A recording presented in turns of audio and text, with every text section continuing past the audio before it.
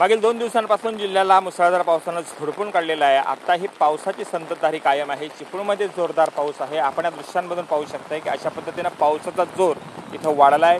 यामुळे सकल भागामध्ये मोठ्या प्रमाणात पाणी साठलेलं आहे। मागील काही दिवसांपासून पावसाची गरज इथं शेतकऱ्यांना होती आणि शेतकरी पावसाच्या प्रतीक्षेत होता।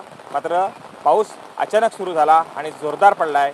यामुळे भातशेती मोठी संकटात सापडलेली आहे। आपण या दृश्यांमधून पाहू शकता की सकल भागामध्ये चिपळूणमध्ये आता अशा पद्धतीनं पाणी साठायला सुरुवात झालेली आहे।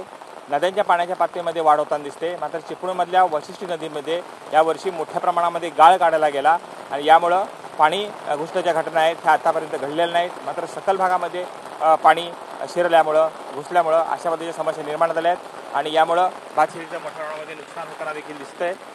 जगबुडी नदी आहे, ह्या जगबुडी नदीच्या पाण्याच्या पातळीमध्ये वाढ होते।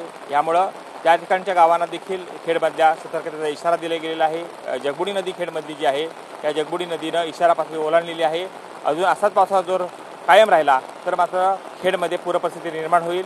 यामुळे प्रशासन त्या ठिकाणी अलर्ट मोडवरती पाहायला मिळतंय। सध्या पावसाचा जोर आणि पावसाचा कायमपणा हा मोठ्या प्रमाणात वाढताना दिसतोय।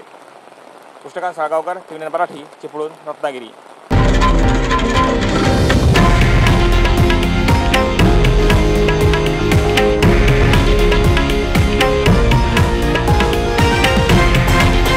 हे आहे देशातील नंबर 1 न्यूज नेटवर्क आणि आपण पाहत आहात TV9 मराठी, एकमेव।